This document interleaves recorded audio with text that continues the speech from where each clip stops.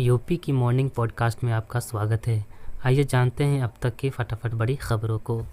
लेकिन उससे पहले ये न्यूज़ पॉडकास्ट को आप किस जगह से सुन रहे हैं हमें कमेंट बॉक्स में ज़रूर बताएं।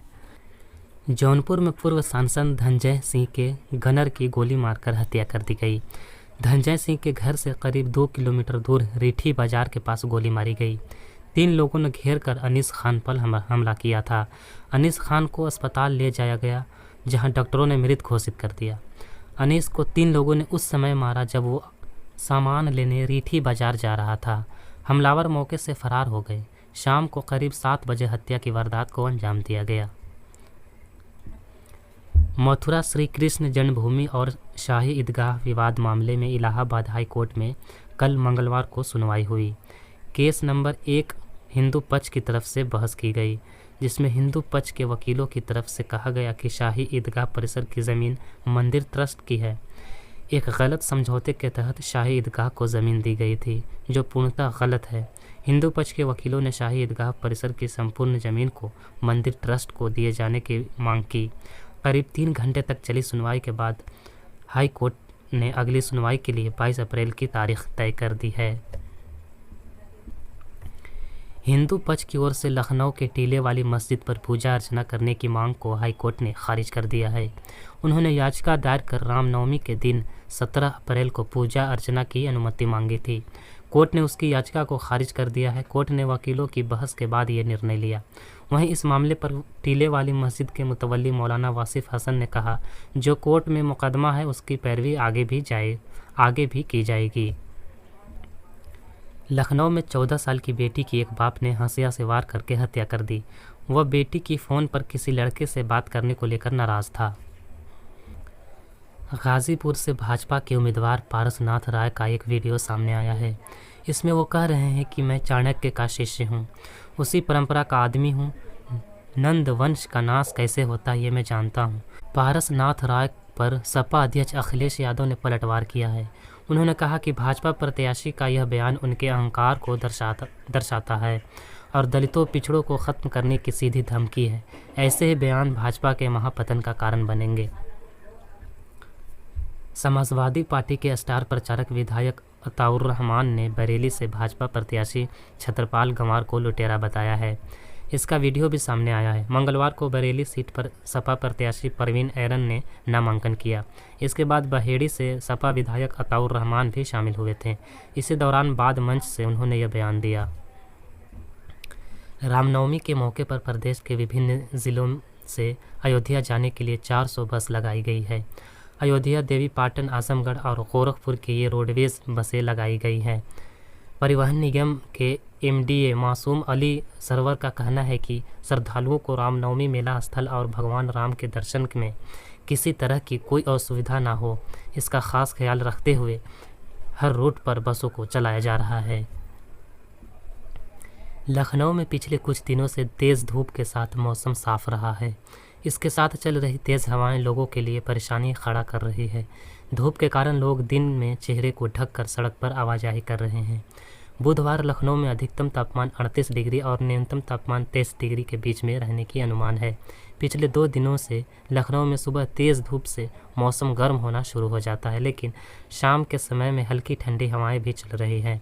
इससे रात के समय में लोगों को राहत भी मिल रही है। देर रात तक न्यूनतम तापमान 25 डिग्री तक दर्ज किया गया है।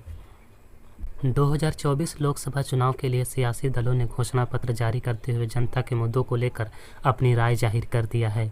इसी पर सवालिया निशान खड़े करते हुए ऑल इंडिया मुस्लिम जमात के राष्ट्रीय अध्यक्ष मौलाना शहाबुद्दीन रज़वी ने कहा कि तमाम राजनीतिक पार्टियों ने अपना घोषणा पत्र जारी कर दिया है, मगर किसी भी पार्टी ने अपने घोषणा पत्र में मुसलमानों के बुनियादी मसाइल पर भी बात नहीं किया है।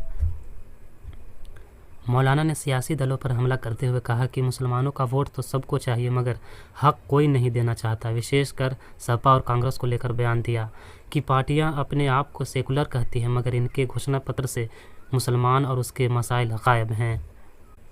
लखनऊ के चारबाग में रविवार रात एक युवक का कंधा सिपाही से टकरा गया। उसे साथी सिपाही के साथ बाइक से जबरन उठाकर थाने ले आया। यहाँ बैर में बंद करके उसे जमकर पीटा और बाल काट दिए।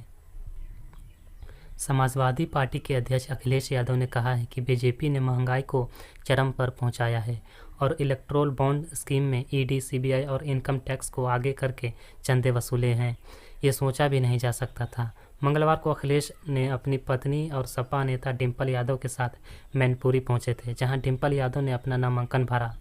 इस मौके पर मीडिया से बात करते हुए उन्होंने कहा, महंगाई मोदी सरकार ने चरम सीमा पर पहुंचा दी है। ऐसा इसलिए भी हुआ क्योंकि कुछ लोगों को इन्होंने मुनाफा ज़्यादा पहुंचाने की कोशिश की। जिस तरीके से इलेक्टोरल बॉन्ड में भ्रष्टाचार हुआ है, क्या कोई सोच सकता है बॉन्ड के बहाने ईसी, सीबीआई, इनकम टैक्स को आगे करके चंदा वसूला गया हो। उन्होंने कहा, बीजेपी के लोग बहुत प्रचार कर रहे थे वैक्सीन का। सुनने में आ रहा है कि वैक्सीन वालों से भी चंदा बटोरा गया। इससे भ्रष्टाचार और महंगाई बढ़ी है।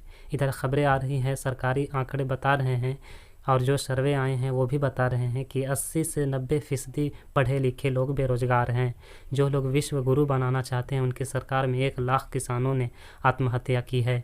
ये वही किसान हैं जिनके लिए इन्होंने 3 काले कानून लाए थे और वापस लेने पड़े। सोमवार को ही प्रधानमंत्री नरेंद्र मोदी ने एएनआई को दिए गए इंटरव्यू में कहा था कि अगर इलेक्टोरल बॉन्ड स्कीम ना होता तो मनी ट्रेल सामने नहीं आता। वीवीपैट पर्ची और ईवीएम पर सुप्रीम कोर्ट में सुनवाई हुई। इस सुनवाई में प्रशांत भूषण ने कोर्ट में ये दलील दिया कि हम यह नहीं कह रहे हैं कि ईवीएम में हेरफेर की जा रही है या की गई। हम यह कह रहे हैं कि उन्हें मैनिपुलेट किया जा सकता है। ईवीएम और वीवीपैट दोनों में एक प्रोग्रामेबल चिप होती है। इसके अलावा भूषण ने कहा कि ईवीएम का बनाने वाली 2 पीसीयू के बोर्ड ऑफ डायरेक्टर्स में बीजेपी के सदस्य हैं। उन्होंने कहा, आज केवल 5 ईवीएम मशीनें के वीवीपैट पर्चियों का मिलान किया जाता है, जो एक विधानसभा क्षेत्र में 2% है। उन्होंने ये भी कहा कि कई देशों में पूरा चुनाव बैलेट पेपर से होता है। बेंच ने पूछा, जर्मनी की आबादी कितनी है? कोर्ट ने कहा कि इन देशों की आबादी कम है और भारत की इससे तुलना करना गलत होगा। भूषण ने सुझाव दिया कि समस्या से निपटने के 3 तरीके हैं। पहला तरीका बैलेट पेपर की ओर वापस जाना। दूसरा, मतदाताओं को वीवीपैट पर्ची मिले और फिर उसे बैलेट बॉक्स में जमा करने और फिर पर्चियों की गिनती हो। तीसरा, जहां से वीवीपैट चिट जनरेट होती है उसे ग्लास ट्रांसपेरेंट रखा जाए और फिर उसकी गिनती हो। अभी जब ग्लास पर वीवीपैट पर्ची जनरेट होती है तो वह 7 सेकंड के लिए ही दिखती है। आम आदमी पार्टी ने मनी लॉन्ड्रिंग मामले में जेल में बंद दिल्ली के मुख्यमंत्री अरविंद केजरीवाल और उनकी पत्नी सुनीता केजरीवाल को गुजरात में लोकसभा चुनाव के लिए स्टार प्रचारक के रूप में नामित किया है। लोकसभा चुनाव 2024 के पहले चरण के लिए प्रचार अभियान आज शाम 5 बजे थम जाएगा। पहले चरण में 19 अप्रैल को 21 राज्यों और केंद्र शासित प्रदेशों की 122 सीटों पर मतदान होना है। तमिलनाडु की सभी 29 सीटों पर पहले चरण में मतदान होने जा रहे हैं। उत्तर प्रदेश की 8, उत्तराखंड की 5 और पश्चिम बंगाल की 3 लोकसभा सीटों पर पहले चरण में वोटिंग होगी। राजस्थान की 12 सीटों पर पहले चरण में वोटिंग होने जा रही है। पहले चरण में अरुणाचल प्रदेश की 2 और असम की 5 लोकसभा सीटों पर मतदान होने जा रहा है। बिहार की 4, छत्तीसगढ़ की 1, मध्य प्रदेश की 6, महाराष्ट्र की 5 और मणिपुर में 2 लोकसभा सीटों पर पहले चरण में वोटिंग होगी। मेघालय की 2, मिजोरम, नागालैंड, त्रिपुरा, सिक्किम, जम्मू कश्मीर, लक्षद्वीप, अंडमान निकोबार और पुडुचेरी की 1-1 सीट पर पहले चरण में वोट डाले जाएंगे। तो आज के न्यूज़ पॉडकास्ट में बस इतना ही। ये न्यूज़ पॉडकास्ट आपको कैसा लगा हमें कमेंट बॉक्स में ज़रूर बताएं। अभी के लिए इजाज़त दीजिए, कल फिर होगी मुलाकात। अपना बहुत ख्याल रखें। नमस्कार।